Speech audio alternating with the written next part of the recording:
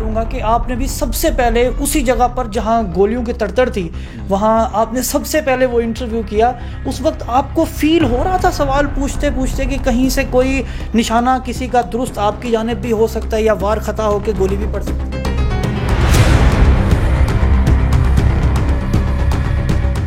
इंसाफ की जो रहनुमा वो ये कहते हैं कि एक इंसान है जो इसमें रुकावट बना हुआ है, वो परवेज़ इलाही है जो मुकदमा दर्ज नहीं होने दे रहा। कि जब किसी को कांटा चुभता है तो आहें बंध जाती हैं, वहाँ टांग में गोलियां लगी हुई हैं और वो जो जख्मी शेर है बाहर निकलता है, हाथ हिलाता है, मुक्का लहराता है और फिर लोगों को कहता है फाइन। और लोग जो है ना, लोगों में बहुत जज्बा है, ये तो आपको मानना पड़ेगा। खान साहब से लोग बड़ी मोहब्बत करते हैं। सब्सक्राइब करें और बेल दबाएं ताकि कोई खबर रह न जाए। अस्सलाम वालेकुम, आप देख रहे हैं बोल न्यूज़ और मैं हूं सैयद अली रज़ा। गुज़िश्ता रोज़ जब साबिक वज़ीर आज़म पाकिस्तान इमरान खान के ऊपर कातलाना हमला हुआ और उस हमले के बाद जो पहला इंटरव्यू नशर हुआ और बहुत सारे टीवी चैनल्स के ऊपर वो इंटरव्यू वायरल हुआ, सोशल मीडिया के ऊपर आपने वो इंटरव्यू देखा कि जिसमें एक नौजवान सहाफ़ी ने सबसे पहले उस बंदे का, उस नौजवान का, उस फ़ख्र पाकिस्तान का इंटरव्यू किया जिसने अपनी जान जोखिम में डालकर इमरान खान साहब और बाकी लोगों की जान बचाई, उस कातिल को दबोचा। मेरे साथ इस वक्त अनस गोंदल साहब मौजूद हैं, नौजवान सहाफ़ी जो अपने मीठे भारी भरकम प्यारे लहजे में सख्त सवाल पूछकर बड़े बड़े लोगों से जवाबात उगलवाने की कोशिश करते हैं। और इमरान खान साहब का ये जो मार्च था, ये थ्रू आउट इसको कवर कर रहे थे। इमरान खान का इन्होंने इंटरव्यू भी किया और भी जो पार्टी क़यादत है उनसे भी इन्होंने बात की। अनस भाई, वक्त देने का बहुत शुक्रिया। मैं बल्कि आपको भी सलाम करूँगा कि आपने भी सबसे पहले उसी जगह पर जहाँ गोलियों की तड़तड़ थी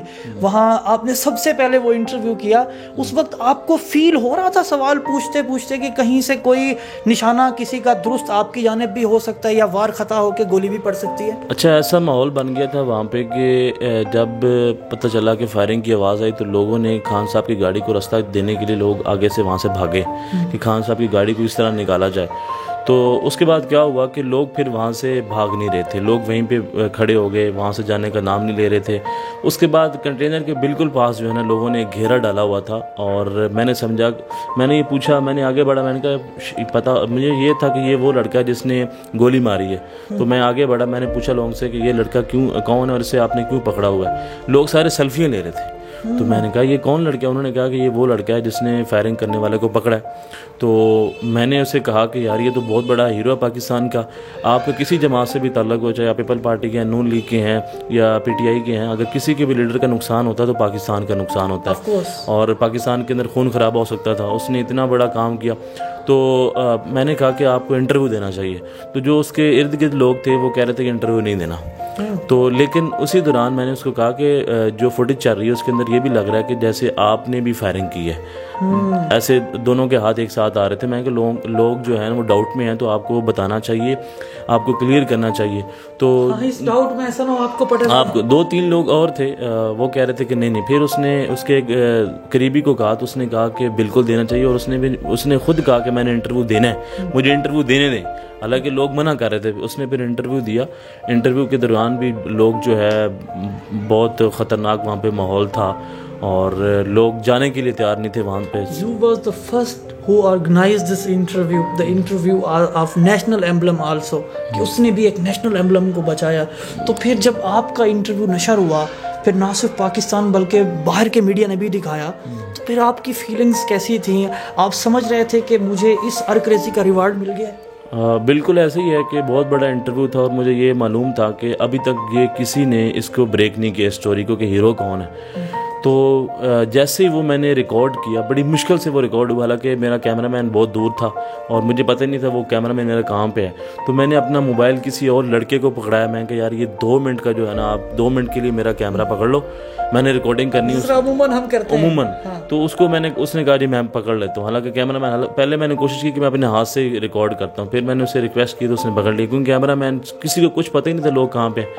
तो जैसे ही रिकॉर्ड हुआ और उसकी जो बातें हैं वो बड़ी ज़बरदस्त थी कि जान मेरी चली जाती तो मुझे कोई परवाह नहीं थी। इतना बड़ा लीडर था, उसका कहना था कि मैंने इमरान खान को नहीं बल्कि पाकिस्तान को नुकसान होने से बचाया। इससे ठीक एक रोज़ कबल आप इमरान खान साहब का भी इंटरव्यू करते हैं, वहाँ भी इस तरह के आप सवाल पूछते हैं मार्च के रिलेटेड, फिर इसकी कामयाबी के रिलेटेड भी आप बात करते हैं। बिल्कुल, हर वो सवाल पूछना चाहिए और जो पाकिस्तान की अवाम जानना चाहती है। इस सब को आपने वहाँ पर कैसे देखा, कैसे पाया? क्या जब आप वहाँ पर थे, ज़ाहिर आप भी अंदर की खबर निकलवाने की कोशिश में लगे होते हैं, क्या आपको वहाँ पर इस तरह की कोई स्मेल आ रही थी कि आगे जाकर कुछ इस तरह का कोई हादसा हो सकता है?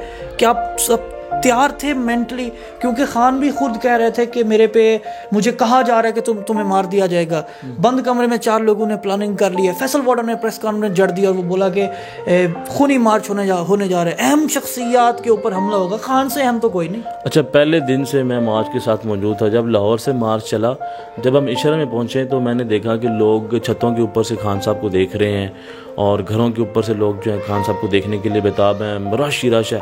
तो मेरे जहन में तब ये सवाल आया कि लोग जो हैं छतों के ऊपर हैं और सिक्योरिटी जो है इतनी हाई सिक्योरिटी रिस्क है ना कि कोई आपकी मतलब क्या ने बम प्रूफ या फिर आपने कोई वो नहीं लगाया हुआ कवर जो कि जहाँ से गोली आपके तक ना पहुँच सके।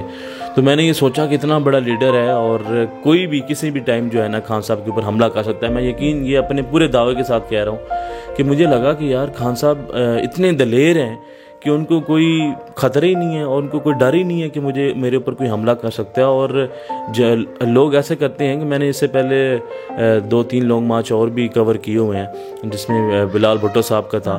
तो मैंने ये देखा था कि ऐसे दीगर जो पार्टियाँ हैं, ये नहीं है कि मैं खान साहब की फेवर में, जो देखा मैं वो बता रहा हूँ कि दीगर जो लीडरान हैं वो ये करते हैं कि जहाँ स्पीच करनी है स्पीच करके नीचे चले जाते हैं। लेकिन खान साहब ओवरऑल जो है मार्च के साथ ऊपर ही रहे हैं, सिवाय वो सिर्फ और सिर्फ तब नीचे जाते थे जब उन्होंने लॉन्ग मार्च को वहाँ पे आज जब दिन के इख्तिताम होता था वहाँ से उन्होंने वापस निकलना है, या फिर मीटिंग, बहुत ही इंपॉर्टेंट मीटिंग। हालांकि मैंने ये भी देखा है कि जो उनके दीगर लोग हैं पाकिस्तान तहरीक इंसाफ के रहनुमा, वो नीचे आ जाते थे लेकिन खान साहब नीचे नहीं आते थे। खान साहब एंड तक कंटेनर के ऊपर लोगों को वहाँ से ऊपर से सलाम पेश करते रहे हैं, लोगों को एंगेज करते रहे हैं। 1 मिनट के लिए खान साहब नीचे। वो मोमेंट आपने कैसे देखा जब गोलियों की तड़तड़ थी? आप कितनी दूर थे वो उस कंटेनर से, और फिर उसके बाद जो हमारे तक विजुअल्स पहुंचे, जिन कैमरा मैन ने हिम्मत दिखाई और वो सब मनाजिर कैप्चर किए और बहुत आसान काम किया, वो मनाजिर आपने कैसे देखे वहाँ पर? किस तरह एकदम से वहाँ पर हल्ला बोल दिया गया, लोगों की भगदड़ मची और फिर खान साहब आए? वो थोड़ा सा उसको ज़रा सर, माहौल ये बहुत ज़ाहिर सी बात है, अगर कहीं भी फायरिंग होती है तो लोग डर जाते हैं। लोग ये कहते हैं कि मेरी जान महफूज रहे। तो जब वहाँ पे ये फायरिंग हुई है तो एकदम से जो है ना लोग सहमे हैं। लेकिन मैं जो तारीफ़ करने वाली वो ये है कि लोगों ने खान साहब की गाड़ी को निकाला है, खुद भागे नहीं है। खान साहब के प्रोटोकॉल वालों ने लोगों को धक्के दिए कि हट जाओ, खान साहब की गाड़ी को निकालने दो। लोग जर्नलिस्ट, आपका क्या रिएक्शन था? आप किधर को दौड़े? मैंने जब देखा कि खान साहब की गाड़ियाँ और लोग भाग रहे हैं तो मैं तो उस चीज़ को कैप्चर कर रहा था कि मैं दिखा सकूं कि यहाँ पे हुआ क्या है और अब क्या हो रहा है। और उसी मैं कंटेनर के बिल्कुल पास, पहले थोड़े फासले पे, पहले थोड़ा ज़्यादा फासला था, फिर मैं और कंटेनर के करीब चला गया फ़ौरन भाग के ना। तो फिर ये होता है कि लोग वहाँ से जाते ही नहीं हैं। लोग कहते हैं कि हमने नहीं जाना, हम जब तक खान साहब की जान महफूज है और हम जब तक खान साहब को इंसाफ नहीं मिलेगा हम यहाँ से नहीं जाएंगे। और लोग जो है ना, लोगों में बहुत जज्बा है, ये तो आपको मानना पड़ेगा। खान साहब से लोग बड़ी मोहब्बत करते हैं। बीइंग अ यंग जर्नलिस्ट, आपका इस पे क्या तबसरा है कि चश्मे फलक ने दाद नहीं दी होगी कि जब किसी को कांटा चुभता है तो आहें बंद जाती हैं? वहाँ टांग में गोलियां लगी हुई हैं और वो जो जख्मी शेर है बाहर निकलता है, हाथ हिलाता है, मुक्का लहराता है और फिर लोगों को कहता है फाइन। सर देखें, ये तो इंटरनेशनल मीडिया ने दिखाया।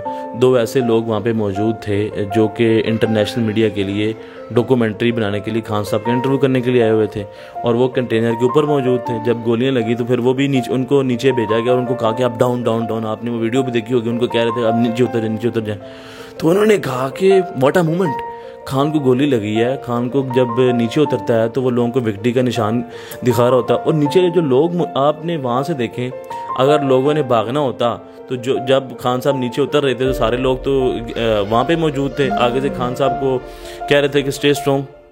तो लोग और इमरान खान साहब, मुझे लगता है कि इमरान खान साहब की यही खूबी है कि उन्होंने इस मार्च की कामयाबी को और मजबूत कर दिया कि ये मार्च कामयाब होगा। उसकी वजह ये है कि लोग ये सवाल करते हैं कि जब भी कोई लीडर आगे बढ़ के खुद गोली खाता है तो फिर आवाम भी गोली खाने के लिए तैयार होती है।